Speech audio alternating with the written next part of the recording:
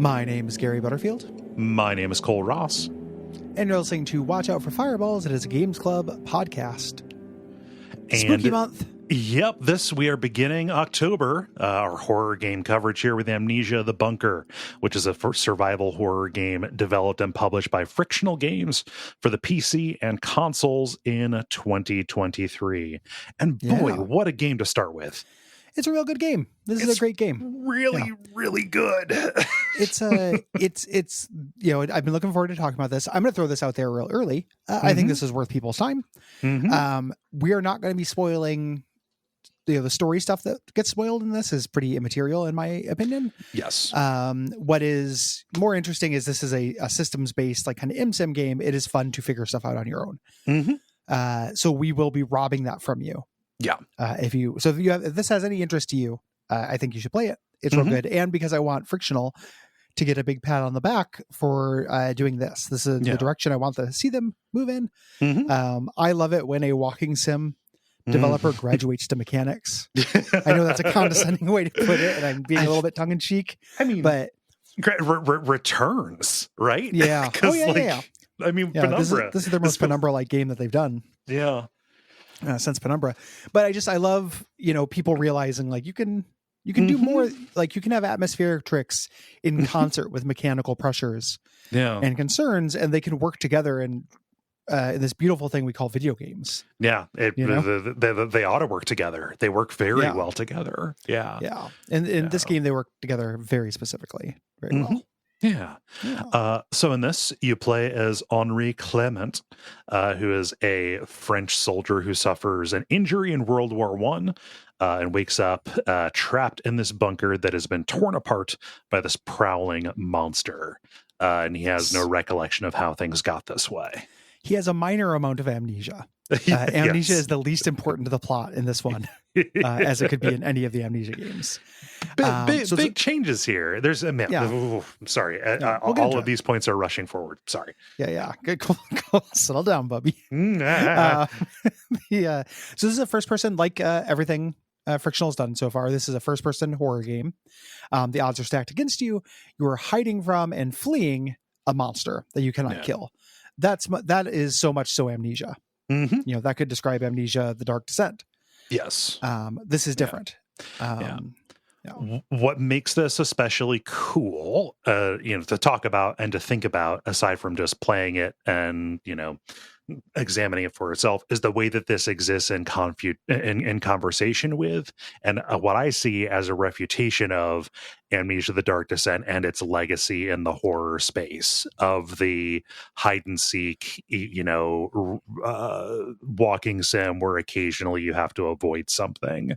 There's a little bit of a sense of, I don't know that this is Frictional's, you know, how they feel about it, but it is the Onion thing where, you know, Wes Anderson lights himself on fire for what he has wrought. Yes, kind of thing. Like, you can see this with almost every you know, game, like genre. Like, this has happened so many times, and certainly happened with horror games. It's hard to overstate. Like, people are listening to this who maybe didn't live through it, maybe don't know that was not the standard for horror games. Right.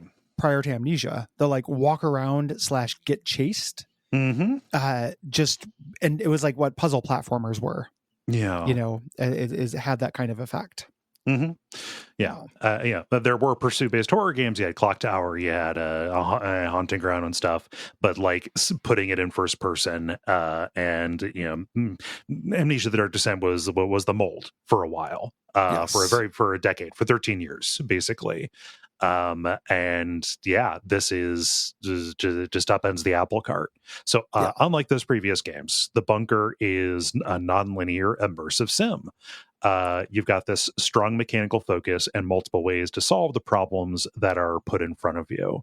And like we said earlier, this does feel very similar to Penumbra, right?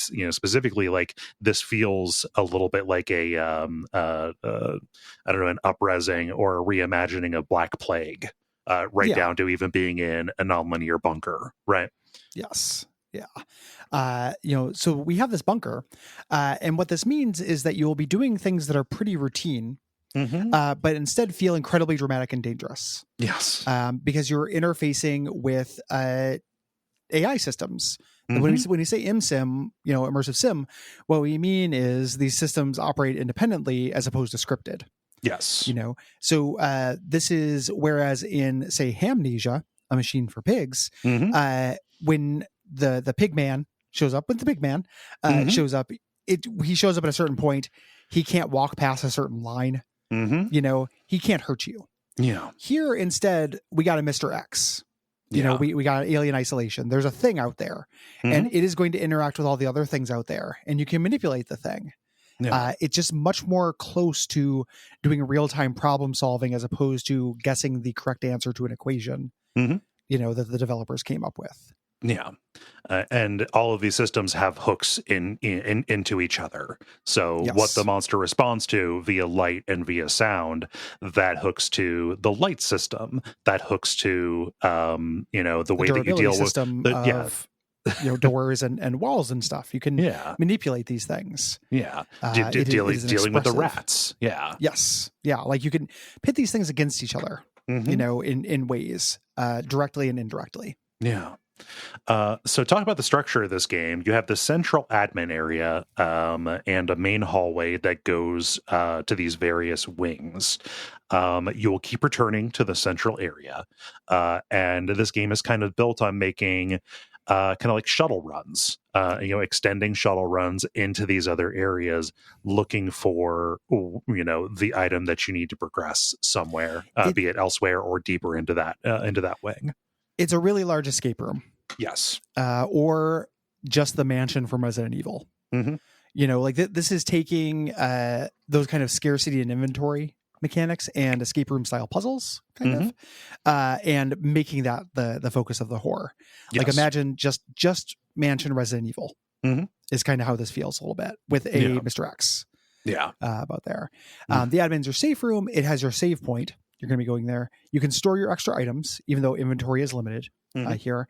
The thing that's going to keep you coming back here, other than that, and inventory is very limited. It's worth camping on that for a second. You are the same way in old Resident Evil games. You are making a plan. I need the crank handle, but I also need to take enough supplies to get to the crank handle, where I'm going to insert it safely. Yeah. And that means I can't pick up this herb that's on the ground. You're making the same kind of decisions. Right. This is exactly that.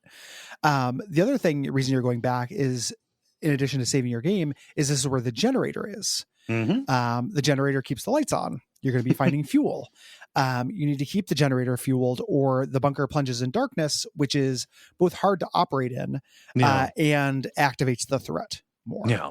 But a part of a healthy bunker run is doing some shit in darkness. You're gonna gotta do it. Gotta finish out. Well, you gotta do it, and you also gotta. There are times where it just makes sense. You're making this constantly making this very interesting resource choice. Yeah. I'm just going down to the storage lockers. I know where that's at. I haven't seen the guy in a while. Last time I saw him, he was far away. I bet you I could risk doing that in the dark and not waste fuel. Yeah. Those are the kind of decisions you're gonna be making constantly. Yes. In the game. And they're really interesting because things are very limited. All these systems are pressing on you from different directions. You do get a stopwatch that you can use to check how much time is left in the tank. I almost never use this, actually. I thought that slot. Yeah, it takes an inventory slot. Why didn't just let it ride, baby? I know roughly how much I put in there. Yeah. Yeah. It's one thing, this is a nitpick. And in the game, there are a couple of things I thought of with this that I wanted to see modded into it. Yeah. One would be the real time on the stopwatch rather than showing an hour, and it being a video game hour that goes by in I don't know how, 5 minutes. Yeah. I'm not exactly sure. I would have made this real. Yeah. Just for you don't have to do the conversion in your head.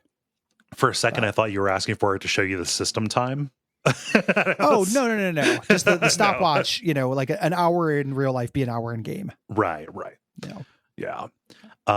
So you're going to want to keep those lights on because that the monster, the beast that is hunting you, it is averse to light and it's going to be less active when the lights are on. They'll still inactive. Right. Yes. That's worth noting too. All of these things that are safeties that you have, because the way we're describing this could be like a Five Nights at Freddy's. Yeah. All you have to do is keep the lights on and it stops the jump scare from happening, but it doesn't. All you're doing in this game, one of the reasons why this game works is there aren't absolutes in it. You are just doing kind of percentages and influencing behavior. It's risk mitigation in real time. Yeah. You can make a noise to try to draw the beast away. Something else might be drawing the beast forward. It may not work. You are doing chances. I can make this area very well lit up so he's less likely to attack. But if I piss him off enough, he still will attack. Yeah. If the light's on, he will stay out in the open for a shorter amount of time, right? Yes. Like he will only respond to the loudest of sounds, rush to where it is, attack you if he sees you there, but he will be searching for the next hole to climb back in and hide from it. If the light is out, he will be more actively hunting, right? Yes. Yeah. So this is what you're balancing here. Yeah.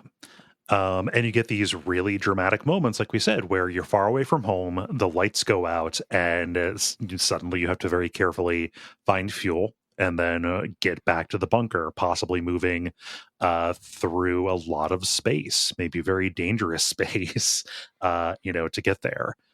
Maybe after, grudgingly solving the problem that you wanted to solve in the dark, right? Yes. Your only other reliable source of light when you are in the darkness is one of my favorite little fuck you mechanics in a game, which is the in previous Amnesia games you had a big old lantern that you had to find oil for to keep fueled. It was its own deal. This, you get a period accurate little wind up dynamo flashlight. Yeah, they're called trench flashlights or trench lights. I after playing this, I looked around for one of those because I want one of these. Especially if it works. The action seems really satisfying. In terms of effectiveness as a flashlight, it fucking sucks. Oh, it's terrible. It's a handheld flashlight that is bad. It does not cast very much light, and you can start it like a lawnmower for about 30 seconds of light. Yep. And it's the loudest thing in the world. It makes a lot of noise, which will attract the monster. And create noise. Like all great games that do these kind of interlocking systems, this is a tool and a detriment. You can use this to attract the monster. There are many things you might want to make noise to make the monster get near an area, and then you move away before it shows up. Things like that. You can do that. It's this to draw the monster to where you were, if you can move, as opposed to using a bottle, which is a limited resource to throw and make noise, distantly, right? Projecting that noise elsewhere. Yeah. This is your consistent noisemaker for this, or to draw the beast through a door. Yes. You want to save a grenade, you want to save some bricks, you make the monster go through the door. Yeah. These moments for me were really interesting because they never were moments of tension. It was always moments of sprinting. So I guess it's still tense, but I was never hiding. I always the first time I was I'm going to be really careful. And then I got too spooked and you sprint. So the way that these wings all work from the central area is they're all maze-like in a slightly different way.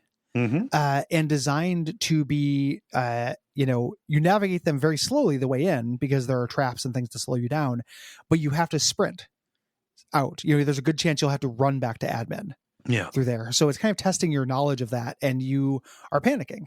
You're being chased, you're going to end up walking into dead ends on accident, things like that. It's really good. It's super Scooby Gang. It's real super fucking runaway is the mode you go into. Yeah. I consider that to be tension. They do give you some like closets to hide in. This is not necessarily, it doesn't always devolve down to Jurassic Park stealth where you're going around the very rarely kitchen island. Yeah. Like I found I actively avoided Jurassic Park stealth in this because it felt like a way to get me killed. Like the times I would try it, he would often find me eventually. I always had to be, it was like proactive stealth. I had to create a distraction and go run for it. If I were hiding in a closet, I would do it not until his counter had reset, because it felt, I got the closet ripped open several times in this. The closet is not safe here. I would wait for him to be in the other corner looking and then run.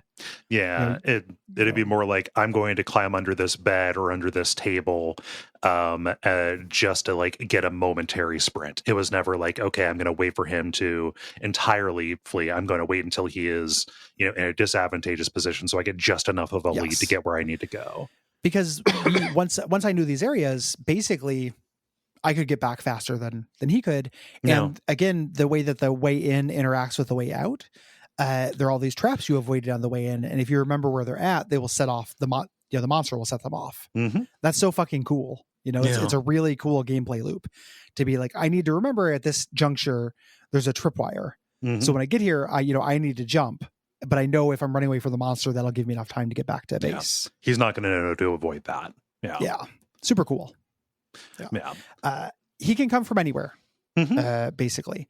And he also, if he attacks you, you don't die in one hit on normal. You do on the more advanced difficulty mode. But it does fuck you up. You get really hurt, and we'll talk about this injury mechanic later. You don't want to be injured. No. Yeah, if you're injured, you're going to be leaving blood trails that will draw him to you if he's on the hunt. And also, we'll talk about the rats, but the rats get it's dinner time. Yeah, they get hyped up. The beast can go anywhere because there are tunnels in the walls. One of the first things the game shows you, it's this type of game. He's going to emerge and escape into these little big daddy holes in the walls.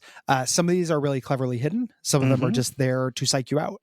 Like there are ones that are hidden, and there are ones that are very specifically just the centerpiece of a room to signal to you, even if nothing's going to happen to you in that room, to make you feel unsafe while you're exploring it. He's going to be coming right away. And like knowing where these things are is really important because he'll generally come out of the one that is closest to whatever noise is made. So understanding like, I need to position myself when I do this so that when he emerges, I do not need to run through him to get to whatever safety I'm seeking. You can also you can't block these off permanently, but you can slow him down. If you pile up, this is a physics game. It's got penumbra, frictional engine stuff. If you pile stuff up in front of these, he will have to go through them. So if there's a hole he's going to emerge from, you can slow him down from that hole. God, it's so fucking good, Gary. All that stuff, all those little levers, like the game it doesn't, I don't think it fully delivers on this. This isn't Prey, but like in the beginning, it's like, if you think you can do something, you probably can.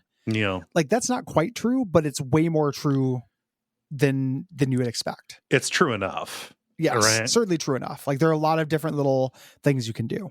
And I love that in video games. This is the first Amnesia game with guns. And I love that it is not just, hey, you're blasting down zombies that are coming at you.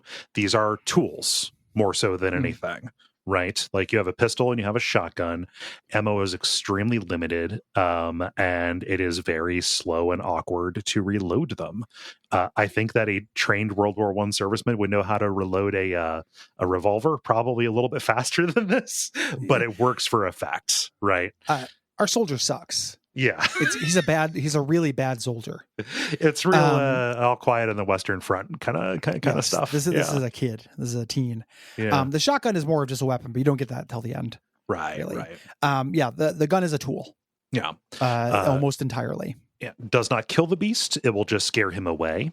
The shotgun will do it mostly in one shot. I've found the pistol, you've got to put a few into him to get him to leave, depending on if it's light or dark. So there's a kind of, when this happens, you're kind of making a decision whether you're going to try to stun him and finish up what you're doing, or just distract him for a second so you can run away. The pistol's a remote detonator, I found. You You use that to blow up things, or just to make a very loud noise. Mm-hmm. in a faraway location through that. I didn't end up using the shotgun for destructible doors at all. I used bricks and grenades. Yeah. Grenades, which you find in this more than you find bullets, are keys. Yes. In this. You also find flares and gas grenades. And there are explosive barrels and gas barrels around. Yeah. I very, very rarely used gas. Oh, gas is so good. We'll talk about this when we get to the structure. Gas mask didn't show up for me. Yes. Didn't get the gas mask. I'm sure I could have if I would have been more completionist, but that goes into the kind of goal of the game. I don't know where to put this in the notes, but like, oh, it's later. Yeah. That we'll talk about that later in that case. Didn't get the gas mask. So I ended up using gas grenades to disperse rats, wait a very long time and then go past them. But frag grenades were my bread and butter, both as a key and a rat dispersal and a last minute stun from time to time. Yeah. Gas mask opens up strategies where you've got those gas barrels that are around. Like if thinking very quickly, I've got to run. I need safety. The monster will not run into gas. So I will shoot the gas barrel, put on the gas mask, or run into the cloud, and then wait for the monster to lose interest and then go away. Hide in the fog. Yes. Yeah. There's a crafting system for making bandages, torches, and Molotov cocktails. The crafting system interacts with the fuel in a very interesting way. Because that fuel is meant for filling up the generator for getting light, but also you want to be able to make these Molotov cocktails to help mitigate the other threat, which are these mutated rats. They're big. Go ahead. In the bandages, it reminds me a little bit of a slightly less robust version of The Last of Us. Yeah, because bandages are also used for Molotovs or healing. It's a crafting system where, as opposed to having 70 different types of things, you have 3 different things that are all mutually exclusively useful for things that you equally want. Yeah, I've got this cloth. Do I want to take 2 of them, turn it into bandages, or is that a material for Molotovs? And Molotovs are very costly from a raw ingredient kind of point of view, and also from an inventory space point of view. Rats. No, these rats are gaga for bodies. You're primarily going to find them gathering around and munching on dead bodies, people torn apart by the beast, usually at choke points. If you get close, they will bite and attack you. Don't try jumping over them. They can rear up on their hind legs. Yeah, they'll do it. Your video game jump is not good enough. No. For this. And this is a bad thing because 1, like, they can kill you, obviously. But 2, blood trail, as we mentioned before. Yeah. Most of the blood trails I got were not from the actual beast. They were from rats. Yes. And then if he's out, he will follow that blood trail around you. So you have to stop and bandage yourself, which takes time. Yes. To do that with very, very satisfying cano bandages you pull out. I know that's how they worked, but it just is very very appealing looking. Very nice cylinder there. Once you pop, the bleeding stops. Yeah, exactly. Which is what I want. You have to scare the rats. You can do a lot of things to the rats there. The torches will scare them away. So that's a thing you can use a bandage on if you want, on a stick and fuel and a thing. You can use grenades or Molotovs to get rid of them and burn the body. You can just knock things on them. You can throw things at them. There's a very, very comical, when I played, I don't know how much of it is universal, but there was a bunch of rats with like a crate tilted above them, like Dr. or like Wile E. Coyote having like an Acme crate above his head. And I just pushed him down on there and killed him. And then I was like, oh, okay. From now on, I'm going to throw shit at them. You can just murder them. And of course you can shoot them. That causes noise, but like you can do all these things. You can also deny their food.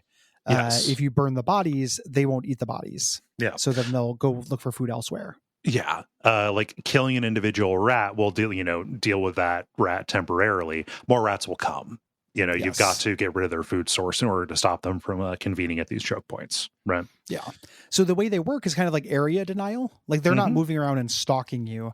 They're not an enemy. It's a hazard that'll be in a specific room. Like I cannot get too close to this, or I have to try to find a way around this. And they put them at like choke points and stuff as well in hallways.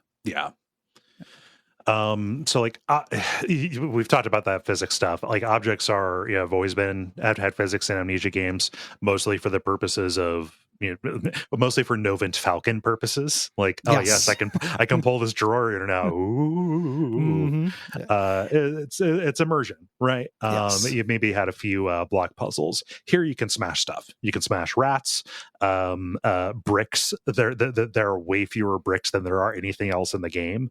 But one brick will open up 2 wooden doors. Yes, before it crumbles into dust. Yeah. It's there's a little bit less like physics puzzle stuff than in Penumbra, where you're like, making seesaws. Yeah. Things like that. It's more real life solutions. It's most of your puzzles in this are how to get past a door. Yes. A door is locked. You don't have the key. You can't get the key. What do you do?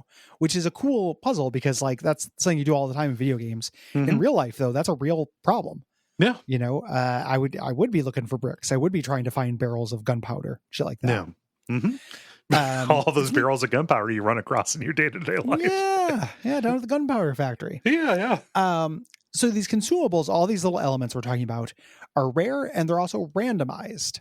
Yeah. We'll go into this structure thing again a little bit, but when I'm talking about, I don't know if you had this or I talk about I didn't get the gas mask. That's by design. You will get different things in different orders. It's kind of a roguelike almost. Yeah. In a weird way, which is more of a New Game Plus. Yes. Kind of mode to it. Don't be scared off by that either. You're not signing up for a roguelike you play forever and ever. No. In this, you can beat it once. It's just there if you want to play it again as like a master quest. Yeah.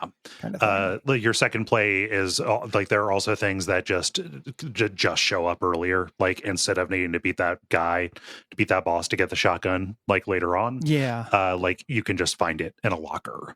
Right. See, yeah. In your first playthrough, the beast doesn't spawn until you get a certain way through. In subsequent playthroughs, he spawns automatically. Things like that. Yeah. And when we say it's not like a pure roguelike, it has fixed geometry, and the main items that you need to advance the story, and also to get into the different parts of the bunker, those are going to be in fixed places, right? Yes. But then you have these, kind of secondary items, utility items like the lighter and like the gas mask that are hidden in these lockers in the codes in mission are what's supply. hidden. Yes. Yeah. So you'll get different codes depending on, and there are also lockers that just have consumables. Yes. And depending on your playing, there are certain codes that are mandatory that you need to get through the game, but many of them are just depending on which ones you find them through these dog tags. You flip through and look at the back of the thing. One of the things that this works with is your goal in this is not to find everything. No. You're trying to escape. They give you, if you try to be a completionist in this, you will end up with like 13 frag grenades, like just an absurd amount of stuff. You're not meant to get it all. No. In this, you want to get out, you want to escape, you want to live, and that's a weird way that it's using the immersive sim mechanics, tying them to horror to do something kind of new. In that, like immersive sims, typically you do want to do everything. Yeah. You can solve a problem any way you want, but like, JC Denton, Deus Ex, you famously go through an area, and if you're going to shoot through it, then you crawl through all the vents to find all the stuff you missed. Right. This is a you choose the one to do. I went and accomplished this goal at the end of this wing. These are the codes I came back with. But here are the fuels I couldn't take with me. Here are the bullets I couldn't take with me. That's probably not worth another trip. It's not worth the danger of that. I did the thing I need to do. I'm just not going to know those locker codes, and I'm not going to get that lore. Same thing with the epistolaries that tell the game's story. Yeah. You're not necessarily going to get all of those in a single playthrough either. Yeah. I love it. Like more so than any other like horror game, this is incentivizing you to act like an actual human being. Yes. Yeah. That's kind of what I meant with the door thing, as well as with the ImSim thing. I don't have time to do all the things. I can't be a completionist. I am trying to survive. Yeah. And that's a rare thing, right? For like a game to do. Even games that take survival as a core mechanic. Yeah. You play like Project Zomboid, or you play when we did God, what is it? Not Dead State. State of Decay. State of Decay. there's still that gamer part of you that wants the resources, and you become empowered enough to where it's like, no, I'm actually going to strip this construction site. I don't need to, but I'm going to because I want those little gamer points. I want to be able to do more cool stuff. This game does as good a job at discouraging that. Of a game I played and stop you from being a little gamer goblin. It's more, it is more like the way I would be probably in this actual situation. I'd be fucking dead. But just the way I act in real life, which is like, I'm not going to carry that with me. I just remember where it was, and maybe I'll go back and get it. Like, just if I need that, it's there, which makes sense. And a lot of times you don't need it. The game is balanced as such to where you can try to get out. And make that your actual goal, and it works. Yes. A mechanical omission or change here is that this is the first Amnesia game without a sanity mechanic. I don't think anything of value was lost with that, because you have to remember Amnesia's sanity mechanic was just, if you are in the dark, the game is just constantly overlaid with tooth grinding sounds. Yes. The other thing that was part of that carries over to this is if you look at the monster, you will make noises and it will know you're there. Yes. That's true in this as well. So the end goal of the sanity mechanic in the Dark Descent was that you would start freaking out and then you would make noise.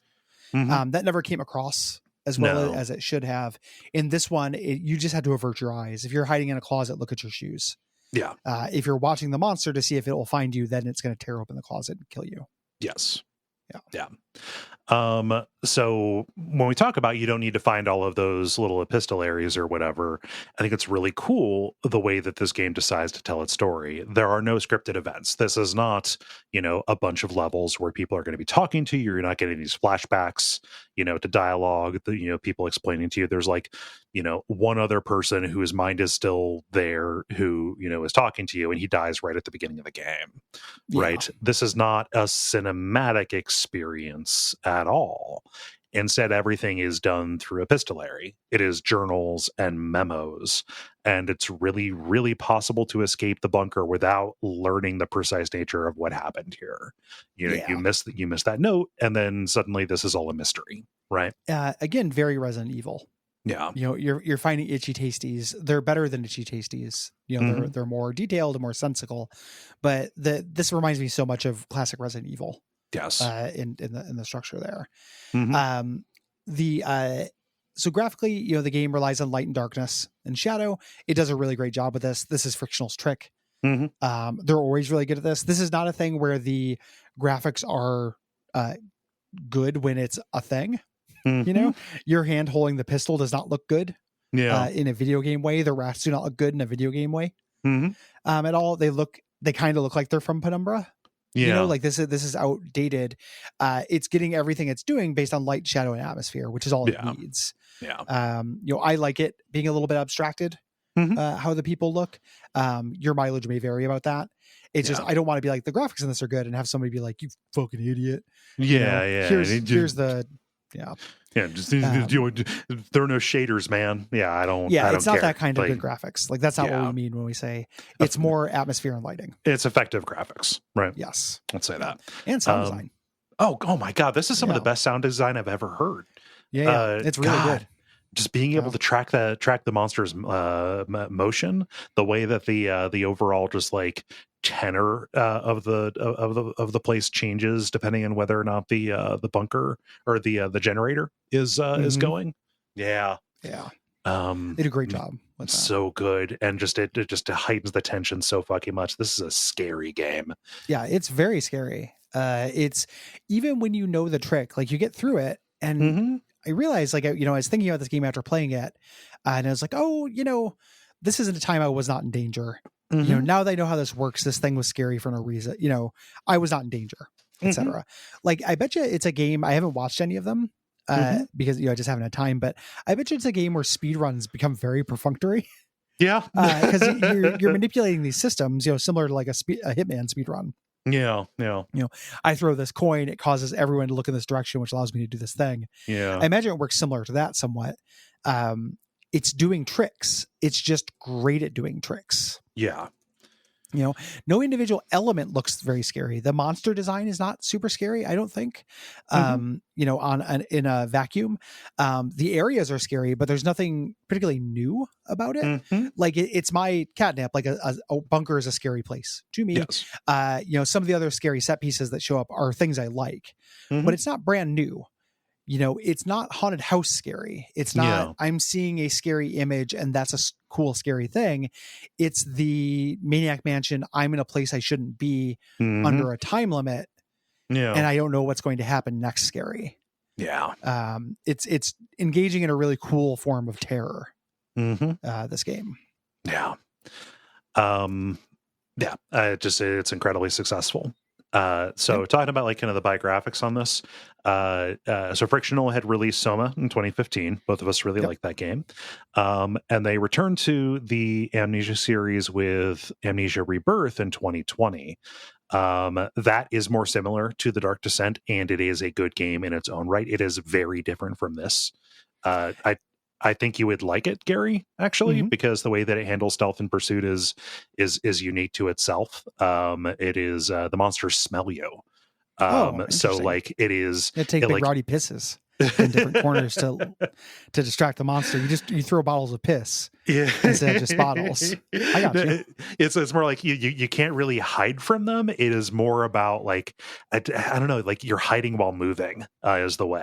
It combines hiding and running in a very in a way that I had not necessarily seen before. But that is very interested in telling like a very direct story, and it is more on the cosmic side of Amnesia. You know, That is my understanding. I read a little bit about. I haven't played that. I was like, oh, we'll do that for the show at some point, and put it in that pile. I'm interested. I just haven't tried it yet. But it's that is my understanding reading about it. When they started making this, they started making the bunker. They're considering this to be a pivotal entry in the series. You know, using these immersive sim mechanics, using this structure. They're viewing this as their next big move, and I've said it before. I feel proud of them. For it. It's a weird thing, but I've been, you know, I played Penumbra before I played Amnesia. Like I'm an old school Frictional fan. I'm not trying to hipster, you know, but yeah, I played those games, heard buzz about them, played them, you know, was really excited when Amnesia came out. Been a fan of this company for a really long time. You run out of things to do with walking sims. Like I don't, you know, turn my nose up at a walking sim. There are several that I like quite a bit. One of the things that I feel like has changed in my gamer brain over the last 10 years is kind of falling a little bit out of love with them, basically thinking the things you do with them, you can do with mechanics and strengthen them. You know, like you can get that same kind of story, the same kind of atmosphere and everything.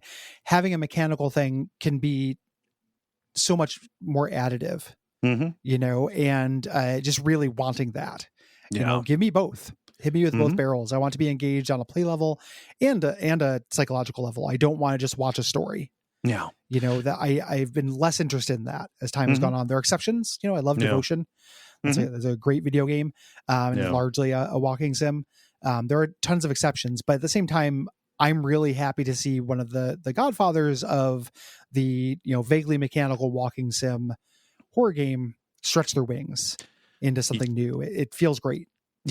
I really, really hope that they gain traction with this. I hope that it is as influential as the Dark Descent. In a way, it almost feels like it couldn't possibly be, but like a person can hope, right? Because this takes. I mean, this is gonna make me sound like an elitist dickhead in terms of like making walking sims and stuff, but like this takes a lot of craft. Like Amnesia knockoff games took less craft than the bunker knockoff games would take, because there's tuning going on in this. Like it is not just how good of a story you can make, it's how can you refine these mechanics so they elevate the story and don't get in the way at all.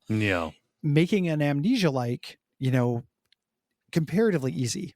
And you know, like it shifts the labor and it shifts the artistry around. Like it is much more in the you know, on the art, like the actual visual and, you know, audio art and, you know, scripting and things like that. Just the things that just I don't know, make less use of the video game medium, right? I guess it's a more common skill set. Maybe that is a way that I would put it. Like, I don't mean to undermine it. Like, you know, writing stories and doing art are both things that are very hard to do. You know, do those things, and they're hard to do.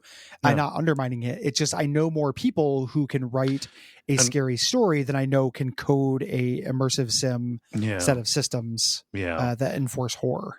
Yeah, forget code. Like, design them in a way where they will interact with each other in an interesting, in an interesting fashion. I can tell you, as somebody who is very in tune with especially indie horror games, but just broadly horror games, like Amnesia, this kind of pursuit based, mechanics light, walking around a place has pretty much turned into a genre that I call flashlight house.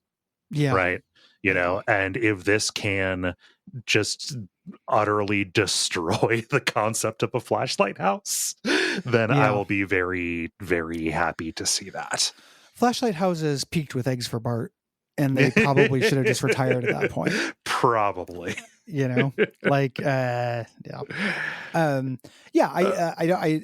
My point just being, I think that like flashlight houses are probably easier to make. There's more. They're more. They are undeniably more common on the market. Yes. Right. Flashlight house is giving way a little bit to backrooms alike. Liminal spaces kind of stuff. But yeah. Even then, though, I don't know that idea can spend for a trend. I hope it doesn't. No, it does. To fucking go look at the new and trending on Steam any day of the week. Boy. Well, I mean, successfully trend on a spend, I guess. Spend on a trend, like actually support a good version of it. Yeah. Man, there's always going to be YouTube screamers and stuff. I think the YouTube screamers probably had fun with this. You can scream. Mm-hmm. It's scary. Yeah. You can scream if you want to. Mm-hmm. Let's talk about this weird randomization element. The weird kind of way this is a little bit of a roguelike. Yeah. I want to hear your thoughts on that as somebody who is more in tune. Because like I've played this twice. My second playthrough, I went down difficulty level. I went from normal to easy just so I could have those additional save points, because my purpose was more to make notes than it was to experience it. Like, I already had my first playthrough. The second playthrough didn't feel like appreciably different than the first to me, though I did notice some differences in like consumable item placement, and then obviously that shotgun thing, right? Yeah. That's the main thing. As we mentioned before, there are essential items that'll be there, but the codes will be randomized, and then the pickups are randomized. I don't think this bears roguelike replay. No, it's because once I knew all the tricks, like my interest in playing this again was pretty low. Not because I disliked it. Like, I'll play it again in a few years, but you know what I mean? It wasn't like, another run. It's not Into the Breach. Getting to know, knowing the shape of it would kind of hurt it. Like, I'm not going to play for speedrun purposes. I'm not going to try to do it as fast as possible. I'm not the same way, again, Resident Evil. I'm not the person who's going through and trying to beat Resident Evil in 2 hours to get a new outfit for Jill. It's cool that it allows that, makes it different. There are some fun achievements tied up in that. Like, if you get faster than the frictional devs, there's an achievement and they can beat it in 40 minutes. Which is fast for a randomized game like this. But I don't think it works as such. It feels like an Easter egg, not a back of box feature, and I was kind of surprised that it was presented as such. It is weirdly prominent when you read about it. In fact, I was a little bit kind of in the lead up. I was obviously curious because it's frictional, and I don't know, they've not made a bad game to my mind, except for Penumbra Requiem, which is garbage. I'm happy that it is that it is not purely randomized, and it does feel like it is more in line with the Resident Evil challenge run kind of deal. They're adding a new difficulty to it, so people are rising those ranks. Like, some people are asking for harder than hard. So they can try to do that. The difficulty, I think, is called unfair difficulty. Nice. And this has mod support. I'm actually really curious to see what kind of mod or custom scenario stuff people make. I hope that doesn't immediately go to challenge fuckery as well. The Mario Maker thing. I want to see some real weird ideas. No, I want to do both. Yes. Maybe there's somebody out there trying to do something interesting. So this game didn't get as good a reviews as I would have thought. Like, this didn't necessarily make a huge splash. It aggregates to about like the upper 70s, on Metacritic and whatnot. landing it in 7 out of 10. This feels like this is like in my top 3 games that came out this year. It's quite good. Like, I'm a little bit surprised by that myself. I think that if I had to guess, there's an expectation setting kind of thing. Like, this is so different and new to what they're doing. I can imagine, fans of the franchise, not being as into it, especially if they loved Rebirth and they wanted an expansion on that. This does have lore expansion on that a little bit. But if they wanted to continue that story. Like, a weird thing I found out in researching this is that there are people who are really into the Amnesia series specifically for the plot. That's and fine. The plot is complicated. It is kind of Byzantine, but I was just very surprised because, like, I don't think it's a bad plot either, but it isn't enough to draw me in. The plot in The Dark Descent is cool. It's what I lived and what the player did. What I as the player did is what was cool about it. That was my favorite part. And this game makes that the focus of it. What you are doing as the player, as the character, not the story you're being told. So I think that's, I'm in the same place of wanting this to be bigger. I'm kind of not too surprised by it because backrooms alike and flashlight houses are very big right now, and people love this lore as well. Talking about the lore, I mean, we can hit these differences, but like, this lacks actually an awful lot of the like major hallmarks of an Amnesia game plot. Like the setting, like the orbs and the shadow, not as much of a factor in this, but even, barely at all. Even down to guilty protagonist. Like, you are a guilty protagonist. I love the way that it articulates on that. It's so good. It's real minimal. Compared to previous Amnesia protagonists who arguably did worse things as their inciting incident. I would say, and this one is pretty small ball. Again, the amnesia barely factors into it, right? Like, your character being an amnesiac is not important. And that's a core Amnesia thing. That is also probably something people are responding to. Like, this idea of Oppenheimer after getting bonked on the head and waking up the next day is kind of part of the the genre, the subgenre, right? This doesn't do that. God, I love the subversion though. Man, no, it's great. It's super good. Like, the story of this is really good, even if you have to, either go online and read about what you missed or play it a couple times to get all the stuff. But I'm champing at the bit to talk about the particulars of it. We don't know what Frictional is going to end up doing next. Hopefully it is more like this. I desperately want this to be a success for them. Yeah, I hope so too. I would like to see them do more, and because I'm cheerleading them in general.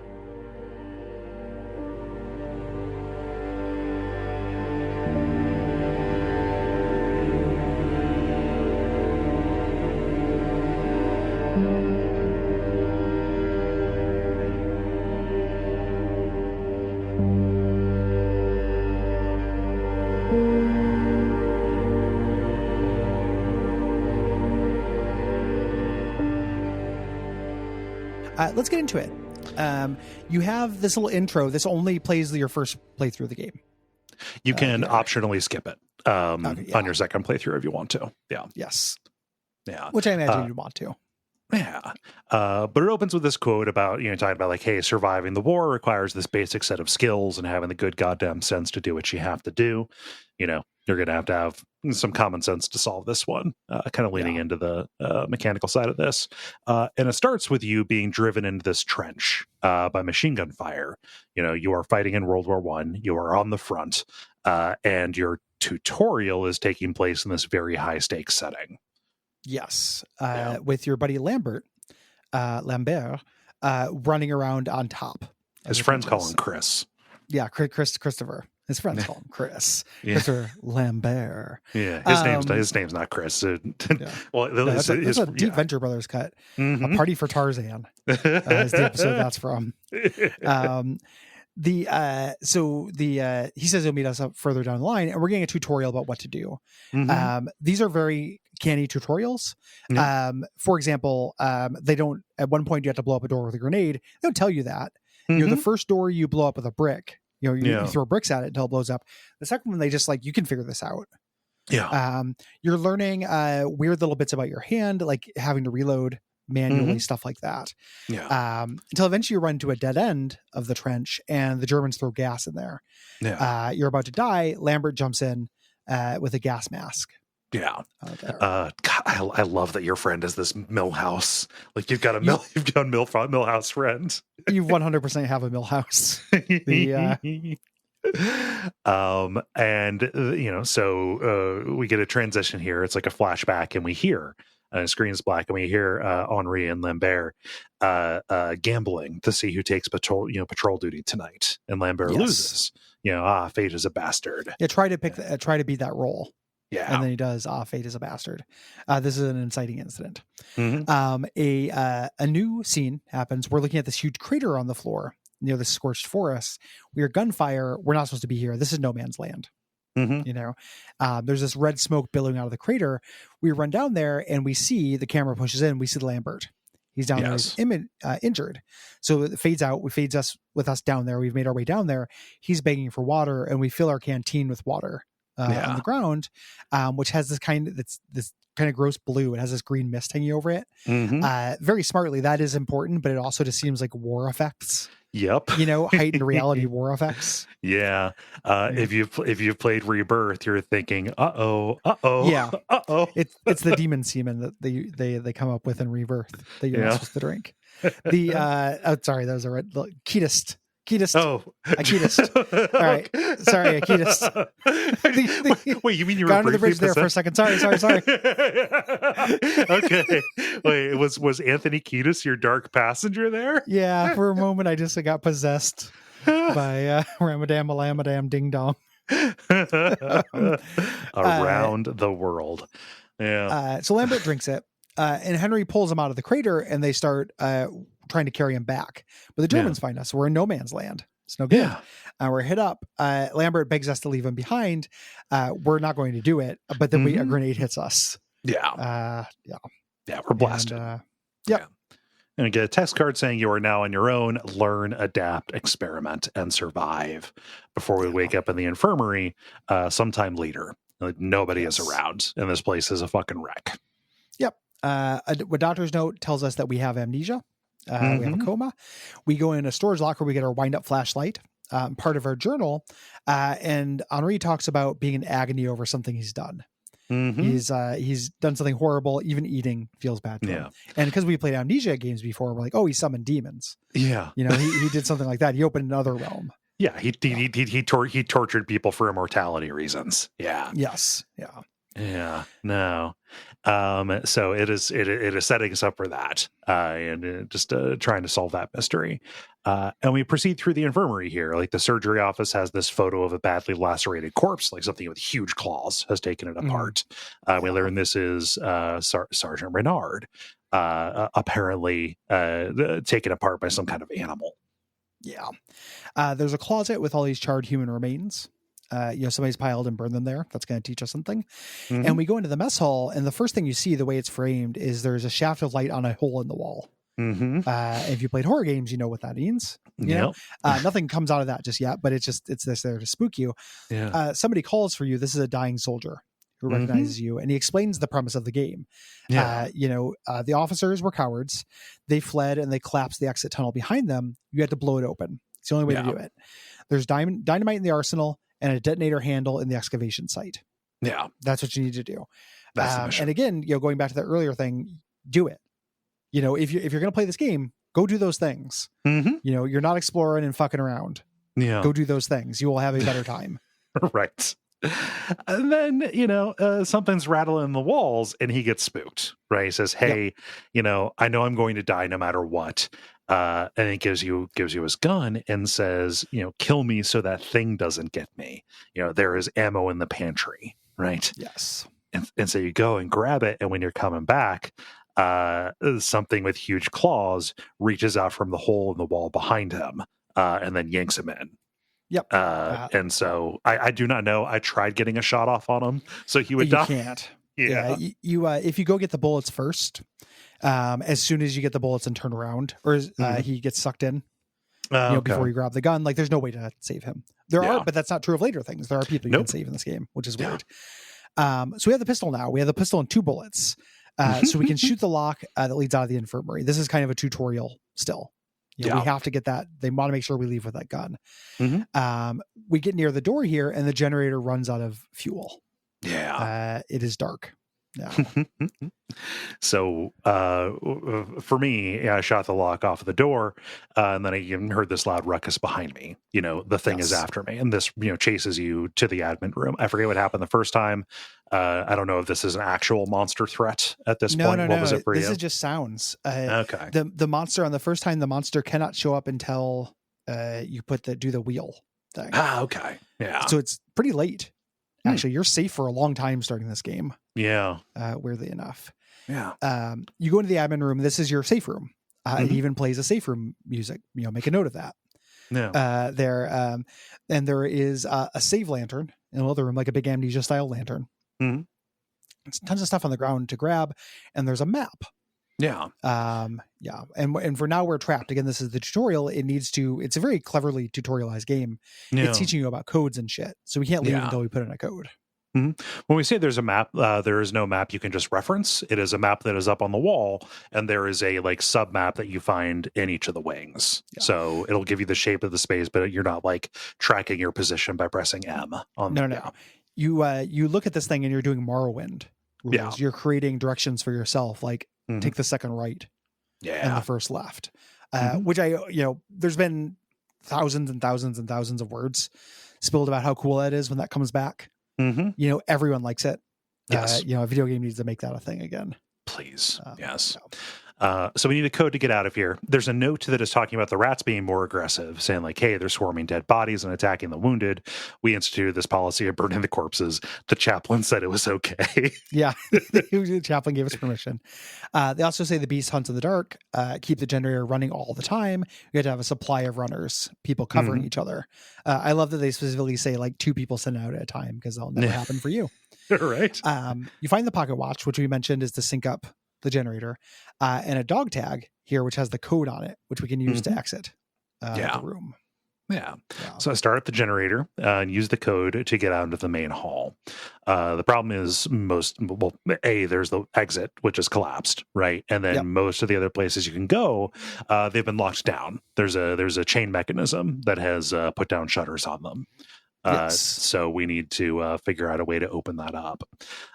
There's a note from Boiron near the main entrance. He talks about hey, I am headed to get the dynamite and the handle. That handle is in the Roman tunnels deeper in hell. Roman tunnels. Yeah, there are Roman tunnels about. Yeah. I love that you start out right next to the exit. Yes. A very nice touch.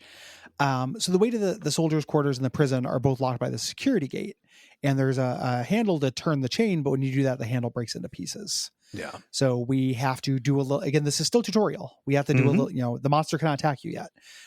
It's just here to make you feel spooked. Yeah. You have to crawl into the mission storage through this vent, and the beast will make noises around here. If you're on your second playthrough, it can attack.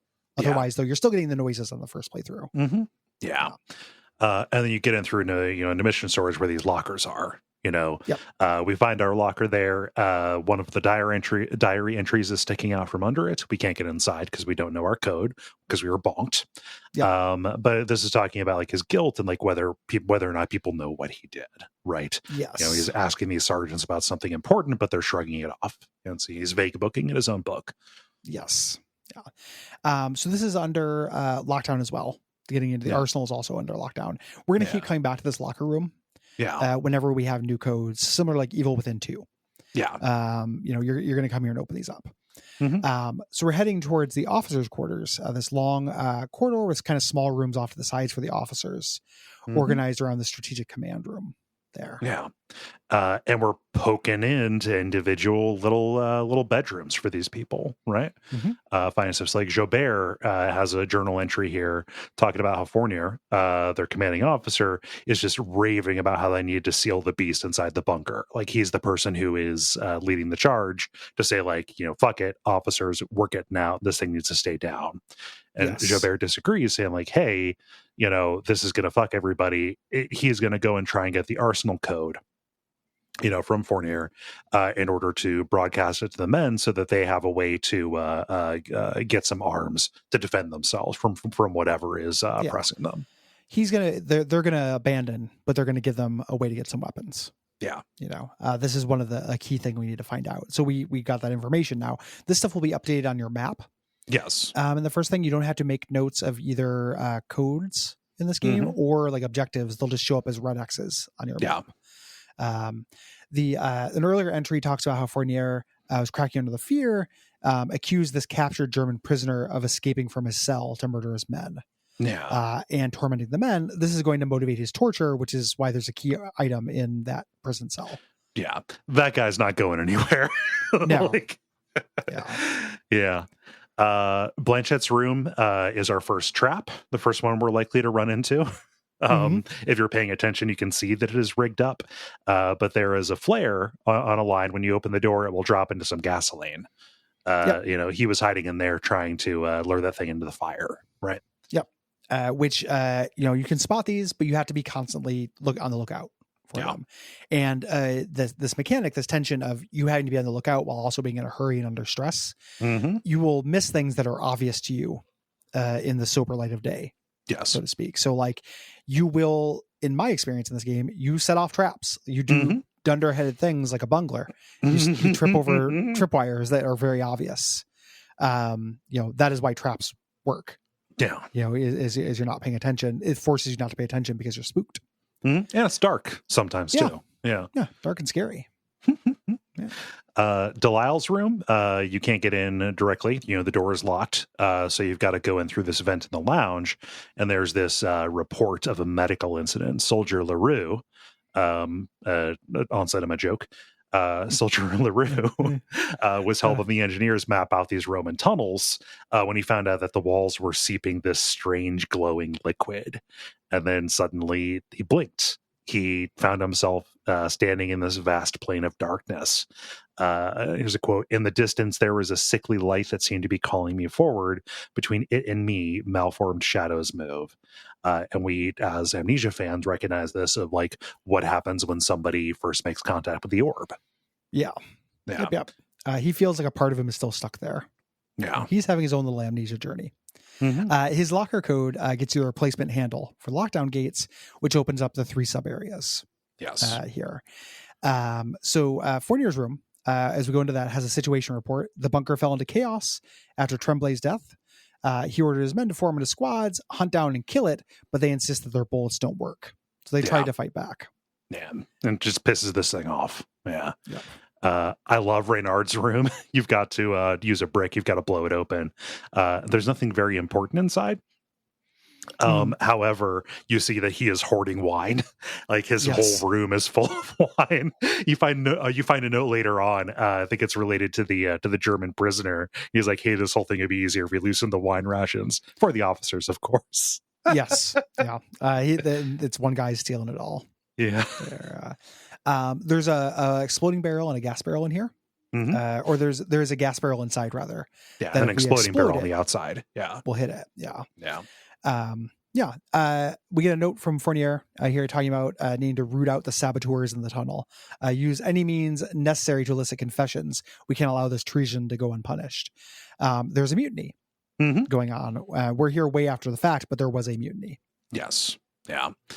People didn't want those Roman tunnels open. And a command and these higher officers, well, we're going to learn they were planning to use that to get behind enemy lines. Right. Yes. Yeah. They're structurally sound, they find. So they're going to do this surprise attack. The path to maintenance, if we want to go there, there's a tripwire grenade. The wine cellar is completely locked up at this point. There's a chain on the door. We can't open chains yet. And there's a vent cover that uses a specific screwdriver. We can't get in there yet. We're gonna need some keys. And a dead body at the entrance to maintenance that will gather rats shortly if we don't set it on fire. Yes. We don't know that yet. During this time, we are going back and forth to our place. One of the big ImSim genius things I felt was when I realized I had limited space in my storage. Realized I could just leave the fuel on the ground. Yep. By the thing. Yeah, just stack it by the generator. There's nothing stopping you from doing that. Nothing's stopping you from doing that with anything. Like you can leave stuff on the table and everything like that too. Your personal storage is real. And during this time, you find fanny packs. Yep. In a funny Resident Evil way. They give you one extra slot and you find one of them in this first section as well. Yeah, signaling that the mechanic is available. Yeah, I mean, I like it even more so. Like rather than just leaving them at the center, I would also leave like little caches in the like in the central hallway or at the entrance of some of the wings too. I was just like, okay, well, I'll just put like I've got this here. I don't necessarily need this. I'll put it in a place where I will have easier access to it if I need to come back to it. Right. Gotcha. So making little like squirrel caches almost. Yeah, I did not make a lot of squirrel caches because I got very good at running back to the main room in need be, and ended up kind of. I mean, if I was doing more of those, I would make less darkness trips. Like as my radius of comfort expanded, a little bit into each biome. Of like if I just needed to grab something from the entrance, I would do a darkness run. For it because you save right before you do it. You're risking very little. A weird way this game interacts with all horror games do this, but they're interacting with fake threats and real threats, right? All of the threats in this are kind of fake because the only thing you can lose is one excursion. Yes, you can save as many times as you want. This game, if it had permadeath, would feel so much different. Yes, than that. Like that is the thing. So when we talk about I want to circle back to this real quick. We talk about you play this game like the decisions you would make in real life. I can see that being a turnoff for some people because it's like, it's super stressful. I don't play video games for that. You pretend to, like you would play it in real life. Like you're playing with a dungeon master and you're both playing pretend a little bit. Yes. You're not losing much from this. Yeah, and it's a wonderful thing about horror games. Like a fake threat still feels like a threat, and that feeling is still counts. You're a dog with a chew toy. Like that's the whole point. You're pretending to have an emotion. You're having a real emotion from pretend play. So we take that crank and we open up the lockdown doors, and suddenly we have these three big areas open to us. You're not going to tackle this in the order that we're going to talk about it, especially if you don't know what you are looking for or how to get it. So we're going to be talking about this primarily like area by area. There is like an optimal way to go about it. The natural playthrough is going to have you kind of like gumming at the edges, looking for something that will help you find purchase somewhere else, right? Yeah, poking into them. But we're going to start with maintenance. So there's a map room at the entrance. This is boarded up and it says rats stay out. When you go in, the rats there are dead, and there's a note about how they started changing after they dug into the Roman tunnels. The rats are organizing. Sorry, got to bring in the Pinkertons. The rats are starting to get ideas. Got to bring in Pinkerton in the brain to put him down. Just anybody noticing these rats are now the size of soccer balls, have glowing red eyes, and love human blood? Yeah. This is each of these wings has like a little clerk room where we're gonna get the map, and usually it's a cache of resources. As we walk down the hallway, we can see that there is a rat who is chewing on a body, and it actually activates a tripwire trap that drops a flare. And for this, it draws the beast into the area. Yes. This is not the bravest way to play. The way, at least for almost all of this game, once the beast showed up, I ran back to admin, turned off the lights and hung out, and then came back. So a lot of these initial triggerings, I did not have the intended playthrough of. I was just like, okay, I'm gonna let that clear itself out and then come back. It's none of my business. It's none of my business. I can be back. I can go sit in the dark in a locked room. The foreman's quarters is where you learn about Molotovs. Like a guy has been putting them together. This is the wing that has like the biggest rat problem, right? Yes. There is a note apologizing to someone named Gavin for needing to burn him to stop the rats. And the author of that note fled to the pillbox. So we know there's stuff up there. Move on. The main hallways are all burned up. There have been a lot of rat fighting going on here. There are collapses. And it'll kind of funnel you in a single direction. Like fighting has happened here. Love the pantry. You can get some things here, but primarily it is just rats. They're the ants who found the fudgesicle, right? Big payday. The man, to be a rat in a French bunker with a cartoonish wheel of cheese right there, and wine. This is how you get ratatouilles. Like they come out of here with their brain boxes and like big red glowing eyes and kill Patton Oswalt and control him. That's what I think happens in that movie. I don't know. I don't watch Pixar movies. I think Patton Oswalt is the rat in that, maybe? Not originally, though. I think he ate Patton Oswalt and became... I think the rat ate Patton Oswalt, and that's how he got his voice. Got you. In the prequel. Yeah. Okay. Huh. Yeah. What a magical world you live in. Yeah, it's the world of Disney, my friend. Anything's possible if you Imagineer it. But a bunch of rats got a big cheese wheel. Yeah. Good for them. The workshop is a big space with lots of stuff that'll make noise if you knock it over. Yeah, you got to be real careful in this too, because like even physics objects will make noise that bring the monster down. Yes, that. But the main thing here, and something that is very difficult to deal with, is a tunnel. There's a tunnel that will run over to the other side where the pillbox is, where the foreman fled to. But the tunnel is full of bodies, and those bodies have brought rats in, and you've got to figure out a way to deal with them. By this point, you probably have not found the lighter, and thus the Molotovs are not going to be a great way to deal with it. So you gotta figure out what to do, because you can't crawl through them. You will die. Fuel is really, really rare at this point. Yeah. I eventually ended up having enough fuel. And you can eventually, near the end of the game, actually unlock an unlimited fuel. Yeah. If what we're talking about making people nervous, if you've ever been, if you're like, I want to get everything, eventually you can. You can get a route between a bottle wine storage and a fuel tank that will basically give you effectively unlimited fuel. Yes. At this point, fuel is really rare, though, and fuel are the two big anti-rat things, the Molotovs and the torch. So you're using grenades on piles of rats, or avoiding them. You can't in this tunnel, though. Yeah. You have to get rid of at least some of them. Yeah. You if you've been over in the soldiers' quarters in the kitchen, you probably will have found some gobbets of rotten meat, which you can use to lure them. But yeah, I grenaded on this. Yeah. You get over through this. A note by the pillbox says that if you're looking for the key, Foreman Stafford and Father DeRay both have keys. Yeah. You can also blow your way through munition storage to get to it. So you can go either way. Wooden doors are able to be destroyed. In this, and other doors are able to be destroyed with grenades. You're gonna want to go look for that. Look for the priest, though. Because that chapel rules. It's the origin of evil. The door to fuel storage has a grenade trap. These traps that we found, these tripwire ones, you can, once you have wire cutters, that's how you disarm them.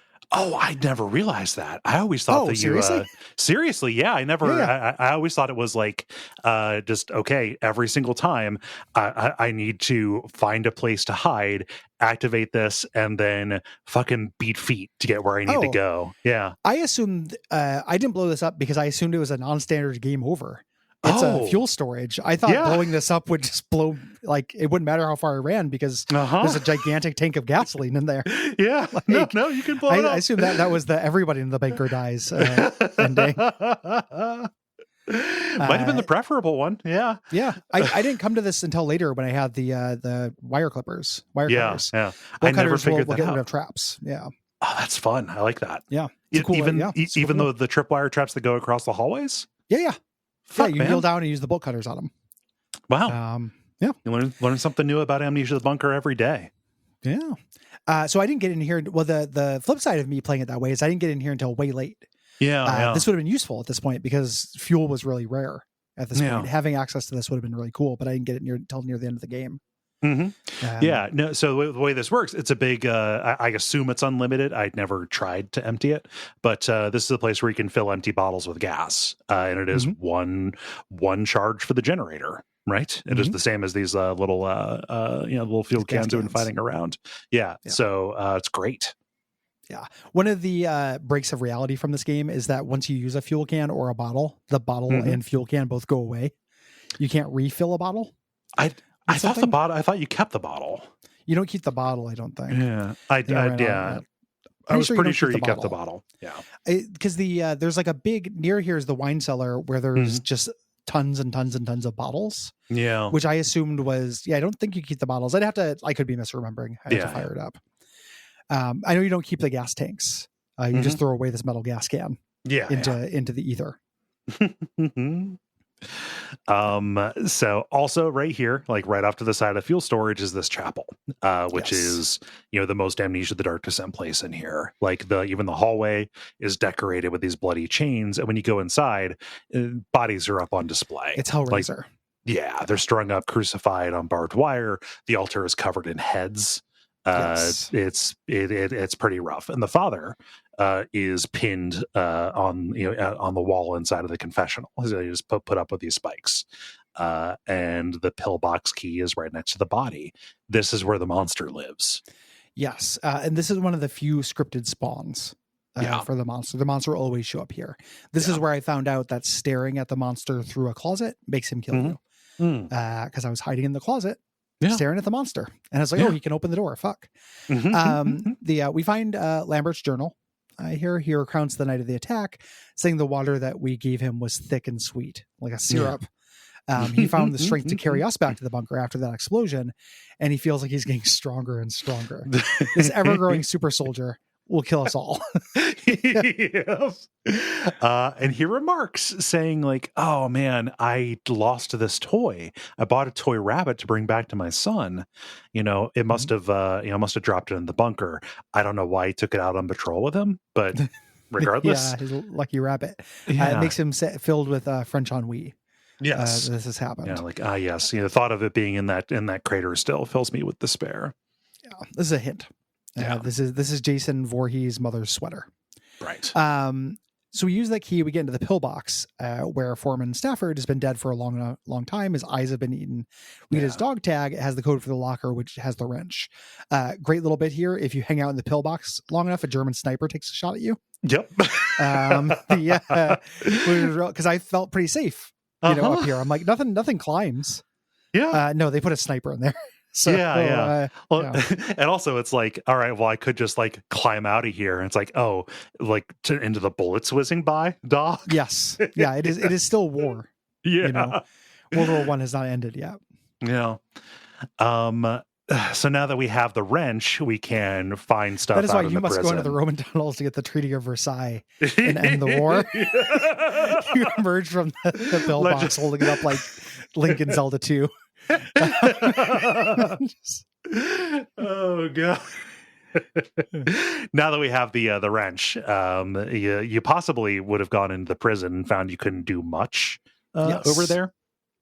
This wrench it lets us open up these very specific bolts that are on vent covers, right? Yeah. So getting us alternate ways into places. Now we can go over to the prison. In my first playthrough, I saved the prison for last. I should not have done that. I was terrified of the prison because prisons in Amnesia games are always bad news. Yeah. This one is not so bad. Yeah. Here. The bad thing, I mean, it's hard. It's a combat or it's a little puzzle. Yeah. When you get in, we can hear a German prisoner begging for his life.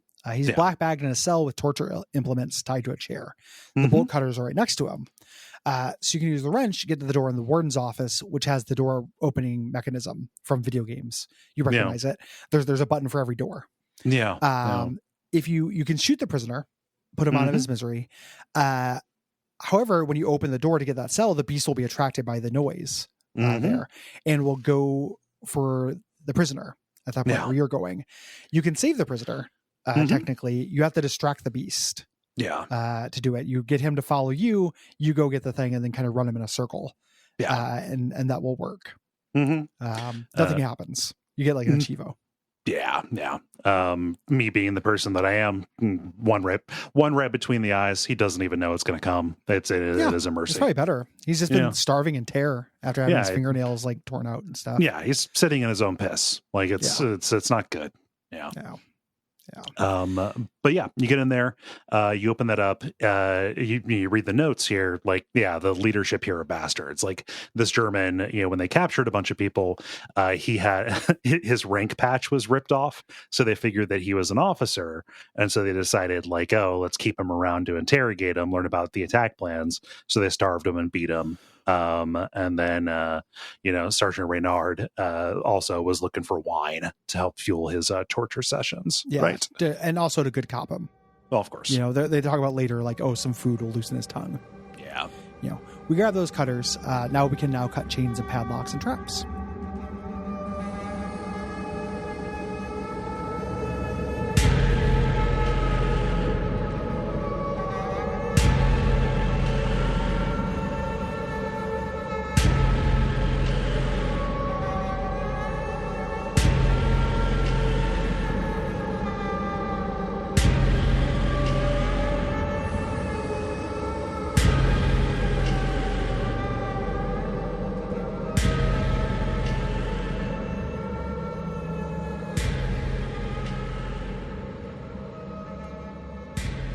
So you head to the arsenal. This has also suffered a lot of damage. A lot of fighting has happened here, as you might think. The arsenal wing, the arsenal itself, though, is locked with a code. Only the high-ranking officers have this. And you remember, the one guy said he was going to radio that code back so people can get weapons to fight things off. Yeah. So we're going to be coming back here. We just do not have what we need right now. Yeah. Yes. We can reach the entrance of the Roman tunnels, that excavation here. It's flooded. Again, playing amnesia tricks on you. Yeah. You're pretty safe in the water in this one.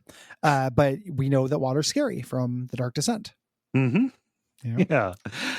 So you've got to venture out, making a little bridge of barrels and boxes to get over a barrier in the middle to get the fuse box to power up the pump and drain the flooded area, right? Yes. And then we head deeper in to the opening of these Roman tunnels, to one of my favorite sequences in the game. This rules so much. Yeah, this is cool. Yeah, it's a grisly sight. A table here is covered in blood, and there are 2 eyeballs on it. And there's a note by one of the soldiers, Toussaint, talking about how, oh yes, I had the right eyes to see the real world that is contained down here. But then in a later entry, he says, oh, these visions torment me. I need to take out my eyes. And next to the eyes is a little hand drill. So you pop those bad boys out. Yeah. And because it's a frictional game, the eyes are physics objects, which means you can pick them up and toss them around, which undercuts a little bit of the horror, but it's still really fun to have these perfect spheres you're rolling around and throwing around like cue balls. Yeah. This was, I can't remember where exactly. There's a diary entry that foreshadows this guy. Yes. That I remember seeing. It's this over is in the main mutineer, right?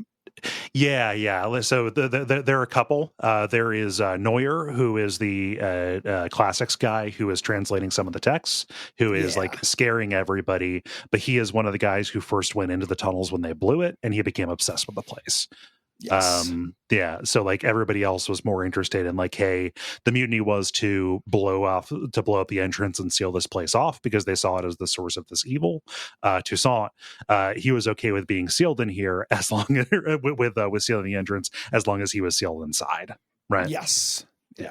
I can't remember. I saw, tell of that guy. So then when I found him, it was cool. I was like, oh, it's this guy. Yeah. He starts kind of talking, he says in his note, I see it now, see it not, whirling and whirling, it calls for blood. He's going to write a little song about this game. A note from Reynard talks about him, warning him about the tunnels, as you mentioned, home to these sadistic bacchanals. Yeah. They had an arena where any who fell in the pit fell into a screaming darkness. Yeah. And so we get into these tunnels and we look through a hole. We see down to where the detonator is, right? To where this handle is, but we got to figure out how to get there. We're in ruins, like it's full Roman here. And these tunnels are full of these strange rock formations where the shards of stone are floating and humming. This is a visual hallmark from Amnesia Rebirth, like the veil between this world and the dimension that Alexander came from. For the first game, is very thin here, right? It's an alien physics influencing here. Yeah. And this continues as you move through. The area is full of this thick amnesia mist, this very thick blue mist, where you're going to see shadows cast around people, people and monsters, like almost kind of like ghosts. Yeah. This is kind of a boss fight here. Yeah. While you're seeing all of these shadows and monsters that don't exist, Toussaint is prowling the halls of this, singing his little song. Shooting rats with shotguns. It's very clever. It lets you know that he has a shotgun. He will always shoot a rat first. Yep. So once you know he's here, whichever one of these ghosts shoots a rat, pop him twice. He's still just a person. Yeah. He's not a monster. You can kill him. You just have to get the drop on him. Yeah. It is, very high stakes and very quick. You only have to kill him if you want the shotgun. You can't actually just like go around him. There are lots of empty bottles for you to throw to lure him into different places. You can leave him alive. That is not a kindness that you would do to him. And he's got to go. He's being tortured by these otherworldly demons and tempted by the presence. So, after you do that, you get the shotgun. The detonator handle is behind a door that we can blow open. The shotgun will also blow it open. It's a wooden door. And there's a small hole in the wall of the detonator handle chamber here that leads out to the crater. The original crater from the beginning of the game where we found Lambert. Yeah. Looks a little bit different now. The water is blue. The rocks are floating near it. And we can find Lambert's dog tags and, more importantly, his toy rabbit. Yeah. And his dog tags have the code for his locker. And his final journal is here, talking about like, oh, he's spending all of his days praying in the chapel. You know, the chaos, the bunker is falling into chaos, and he is having these strange dreams, you know, about a bloody purpose higher than any of man's petty wars. There are many entries in this, and he's obviously deteriorating as he goes. Yeah. And he's talking about like these physical changes that are going on. He barely recognizes his hands; they're growing gnarled and bulbous. Yeah. And he's itchy tasting. He is fully itchy tasting. Yes. Yeah. I wonder what happened to him. So next we're going to go to the soldiers' quarters to get that arsenal code. As you mentioned, we know that's going over the radio. The clerk's office here is locked. We can get him with a brick or many of our brick-shaped munitions, nature's keys. There's a note reporting on the incident from the beginning of the game. Lambert dragged us back to the bunker after we survived that initial explosion. He was in fine condition, the note says. It mentions the crater he fell in was near one part of the Roman ruins. And he shouldn't be in fine condition. It's worth noting. When we pick him up, he can't walk. Yeah, he tells us, he does the, you know, leave him behind. I'll only slow you down thing. Yeah. Yes. But now he's fine. Yeah. He's got a healing factor. Is what has happened. He's become Wolverine. Yeah. Most of the other areas you would light up new rooms by flipping the breakers. It did not matter what order you flip them in. Here the breakers kind of form a puzzle. They are daisy chained. So there's a note that says like, yeah, if you turn off one that's earlier in the line, all of the others will all of the others after it will flip off. Yes. We need to make sure that we find these roughly in order and turn them on so that we power up the communications room at the end. Yes. Yeah. Which is tricky because you're doing it while doing amnesia stuff. The door to the comm room is locked. It's unpowered. We have to hit the switches in sequence, while we're looking for this key to the door to create this daisy chain. The majority of this area is made up of bunk rooms. So there are lots of bodies and rats hanging around here. Yeah. And we learned about Neuer. We find his journal. Like, they found those Roman tunnels and they found all these old texts and like, hey, you're a nerd. You hear about these classics. Just read these. And he's like, okay, yeah, this is not Roman. Like, I'm not reading Latin here. It's close enough that I can figure out that some really bad things are going on happening in these tunnels. These are the writings of a cult of people who were preoccupied with some other world where they had found the secret to mortality. And this other world is full of monsters and just the all-pervasive screaming and moans of the suffering. And this cult had seen these tunnels as a gateway to that realm. Yep. Spooky stuff. And Toussaint, as we mentioned before, when we find his writings, he's been obsessed with the tunnels as well. He's having dreams where he's hanging out with the cultist, drinking this strange thick liquid and beginning to transform. We know, becoming more bestial. Yeah. This all sounds very familiar. The security room here is locked, but you can use a brick or a grenade or a shotgun, bash the door in. The key box just has a note. Because of heightened security regarding the sabotage, they've taken the keys. But Quint has hidden the key to the comms under his pillow. Yeah. So we go find his bunk and get that key. We also find another journal entry about the night where we rescued Lambert. Yes, my conscience, compelled me to do something about what I did. Right. Since we found our bunk and our dog tag, we can finally open up our locker to learn what the horrible crime we committed was. Yes. Which is actually not that horrible of a crime. Right. Which is part of the why this is so, so small ball compared to other amnesia to its benefit. Yeah, it is a small thing that just you couldn't have known it would turn out this way. You precipitated all of this for a very petty reason that you could not have foreseen, right? Yeah. So you use sleight of hand. You cheated in that dice roll that you heard at the beginning of the game. It was an easy patrol. Anybody should have been able to get through this. You just didn't want to do it. You were lazy. Yeah. Right. You were lazy, and Lambert is a prankster. Yeah.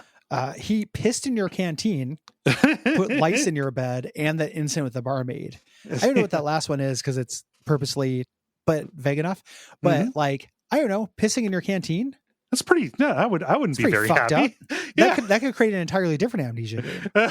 Like there's like Amnesia Red and Amnesia Blue, that you pick up, and it just which side of this prank war you're on, because that shit sucks. But what happened? Lambert didn't come back. Dusk the next night, you were worried about it enough that you headed out to look for him.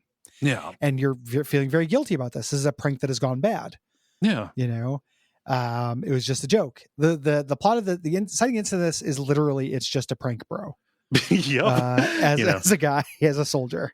Yeah, I thought it was just a joke. I never thought, and therein lies my sin. Yes. Yeah. Well, and again, to be fair to our guy, I wouldn't have predicted this would happen. Yeah. This all seems pretty unlikely. Yeah, you forgot it was war, right? Like it seemed like an easy run, but also, anything can happen. You doomed your friend. Well, even war aside, he also gave him super juice. like he didn't forget about nothing. There's super juice in play that nobody knew. No, I mean at this point when he is torturing himself for this, right? He's just kind of like he presumes that his friend is dead, right? Yes. And at best he is injured somewhere, and can't come back. Yeah, just like it was literally sliding doors shit. Right. Yes. Yeah. The super juice was unforeseeable. Didn't know super juice was in play. Yeah. Force multiplier, unlike that war has never seen. Yeah. So, and just when we say like, hey, this is a small thing that spirals out, the beast is Lambert, right? Yes. You mutated him with super juice. It just, this whole bunker fell and you are trapped in this situation because of some weighted dice and some sleight of hand. Yeah, I mean, or, who knows, right? Like you could have been out there and then anyone could have drank the water. Yeah. I think that part of having the soldiers that are obsessed with the tunnels and everything, having dreams of drinking the water. Yeah. This was inevitable in some way, shape, or form. This is just what happens when you build a bunker next to a Eldritch space. Yes. Don't. Yeah. try to avoid it if you can. Yeah. Home inspectors will tell you that's bunker mistake number one. So that mystery solved. We know we know what we did. It is very small in relation to the series, and I love that subversion. Yeah, I like small stakes just in general. Yeah. So the side hall off of one of the bunk rooms ends with this elbow that has a body and some rats, and there's a door that is locked here. There's this barrel at the end of the hallway that you can very comically just like slowly drag to the end and to blow up the door to get into the cafeteria or to get around the rat body. It's very unreliable whether or not you're going to be able to tip one of these barrels in order to roll it. So me moving this was just like very just slowly sliding it upright across the floor. Again, not that different than if I had to move a very heavy barrel. Yes, how awkward that would be. There's a note from Farber here that we can get into. The scratching thing is still there, even though the saboteur faction has blown the tunnels to seal them. Yeah, Farber is the only one left, having not been court-martialed. He vows to kill the beast. This is his last note. He didn't do it. Nope. And we're getting into the comms room. We have the bolt cutters, so we can get into the comms room from here. Yeah. There's a filing cabinet with one of Neuer's notes on it, his final note, saying like, hey, the people who went into the tunnel are having these like just increasingly feverish dreams that are tempting them to come back in. And then they're also being, punished by upper command for what they're saying about it. Like Neuer is going around warning people like, hey, this is a terrible idea. Upper command is very focused. The officers here are very focused on using those tunnels to get behind the German lines because upper command is, telling them like, hey, we need to make this offensive. Right. Yes. Yeah. War. Mm-hmm. We activate the little transponder and get this message from Joubert containing the arsenal code. He begs for forgiveness. He was saying this back so we could fight back. Yeah. So we can return to the arsenal now that we have the code. And we get this and get deeper into that part of the facility. We can see where the dynamite is, but we have to kind of take the circuitous route to get there. Yeah. Here. And this is like the back rooms at a Best Buy. This looks like that level from Fear 3. This maze of shelves and boxes. This is where I found the box comically perched over the rats. I came here way earlier, to this part. I did these in a different order. It was very funny. This is lots so of big. Traps. Yeah, lots of traps. This is so big. There are lots of just opportunities to make a bunch of noise. Things precariously stacked on each other. Like this in my first run was very tough to do because there's really no shortcut. Surprisingly, very little ammo as well. Yeah. It's all been used. You're going to the arsenal, but it's after the fact. Like, it's unrealistic in video games when you go to an arsenal after a disaster and it's still full of bullets. Those bullets were put into zombies. Yeah. You eventually reach the dynamite here, and you have to trace your way back to the entrance. There's no Doom 3, noise to get the dynamite that causes the monster. You just have to make your way back. But it's pretty likely the monster has been triggered at some point. At this point. We return to admin. Here's the thing. The safe room music doesn't play. Yep. Is one of my favorite things that a video game has ever done. Yeah, it's great. And you look over, there's a hole in the wall. The thing has burrowed into your room. It never attacked me in there. Never, no. I don't know if it can. Or if this is a psychological trick. I couldn't find that. But going into the room, like running back into it, turning on the light and not having the safe room music. Yeah. This place that you've been to tens of times, it like the back of your hand, and suddenly, something's different. Beautiful moment. Like, just beautiful moment in gaming. Yeah. Right there. Love it. Probably my single favorite thing that the game does is probably that moment. But now we have everything that we need. We have the dynamite. We put it against the rubble. We have the handle to put it into the detonator, and we blow the debris at the entrance. But instead of making a way up, it actually creates a hole deeper down into the tunnel. Yep. There's nowhere to go. You may as well do this. Yeah. So you drop down. We're in the end game. There's no turning back. Find ourselves in that arena that was mentioned before. The massive chamber with these mechanical bridges stretching across it. And the beast finds us. It's on the other side of this expanse. And there are a couple of different ways to beat him here. This is also immersive. Yes.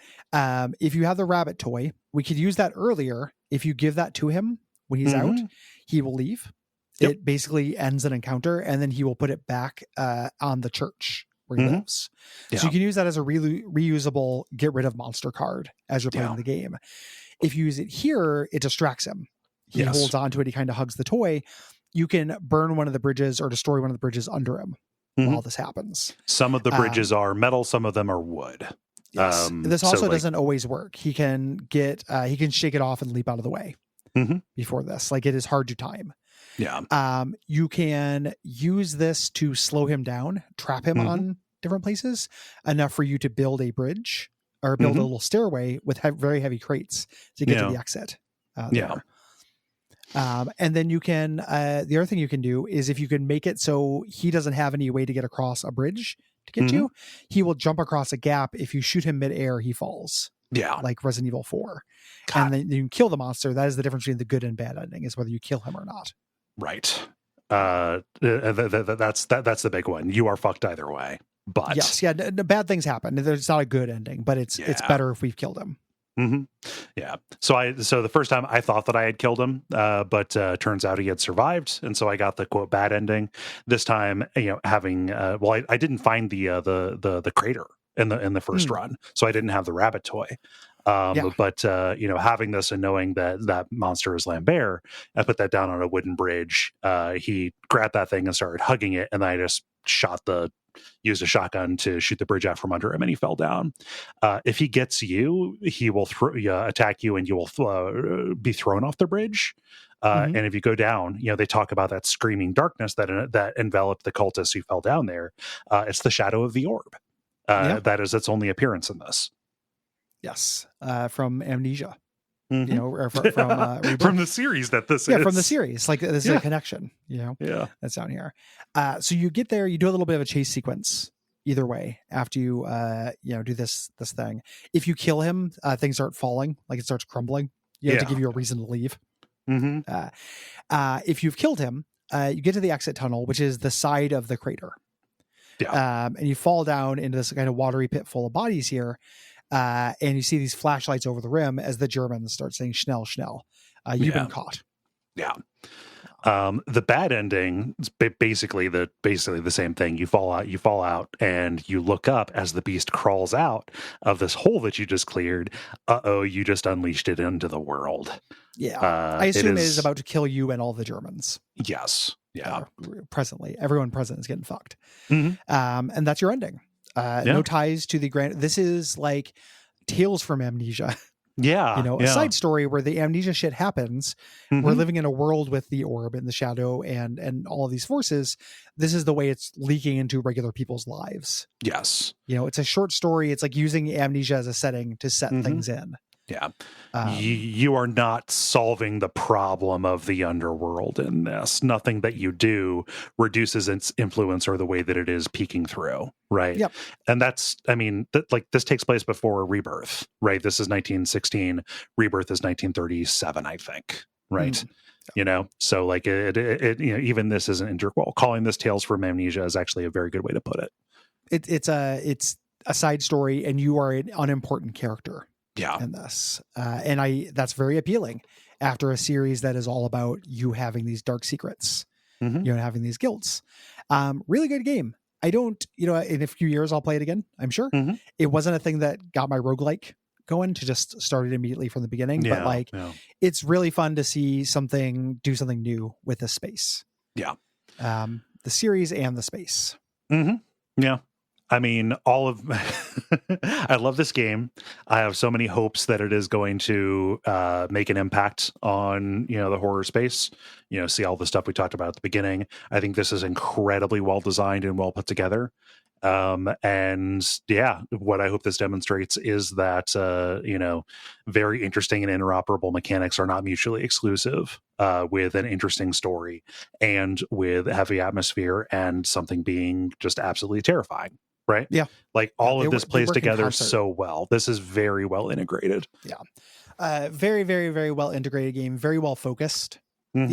Taking those scarcity mechanics, like these elements of survival horror, and really forefronting them, like in classic survival horror. Like I said before, the thing this reminds me the most of is Resident Evil 1. Yeah. Which is a weird thing to say, and it's not. There's a lot of differences. But in terms of the rhythm of like trying to advance through a puzzle box space, it's Resident Evil 1. Yeah. Specifically 1, not Resident Evil 4 or Resident Evil 7, Resident Evil 8. That's great. I want that pendulum to swing back towards interactivity. Good stuff. Good pick.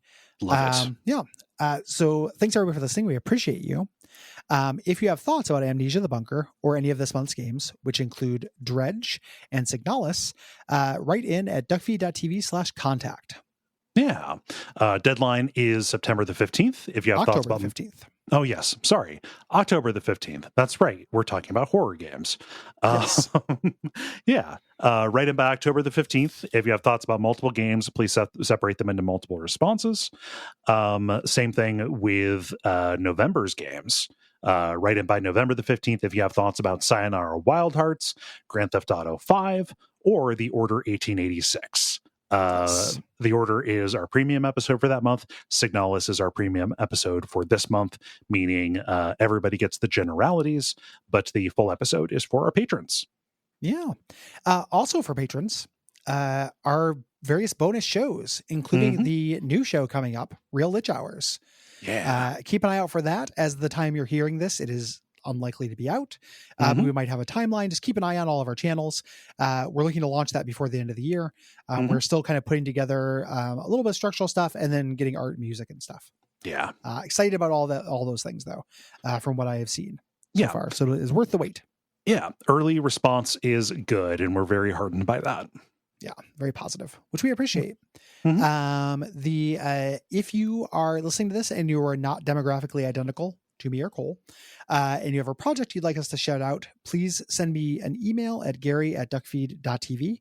Include pronouns and pronunciation and a brief write-up of your project, and we'd be happy to throw a little plug in there. Nothing this month, or this week rather, but line is short. Shoot me an email. Cool. Please leave ratings or reviews in whatever podcast directory you choose. That does help spread the word about us, and we appreciate when you do that. And also, you can follow us on Blue Sky. I'm at Cole Ross. Gary's at Gary Butterfield. Yeah. We're on Spotify now. Yes. This is not an endorsement of everything Spotify does. In fact, we dislike them as a platform and a company, but it was easy for us to do and people wanted it. Hopefully it makes it easier for our listeners. Yeah. Specifically, Spotify for premium stuff. You just put in your Patreon credentials. You get access to the premium feed. We had been on Spotify for a while. Yeah. Regular Spotify, but now the premium feed on Spotify. Yeah. So, but fuck Spotify.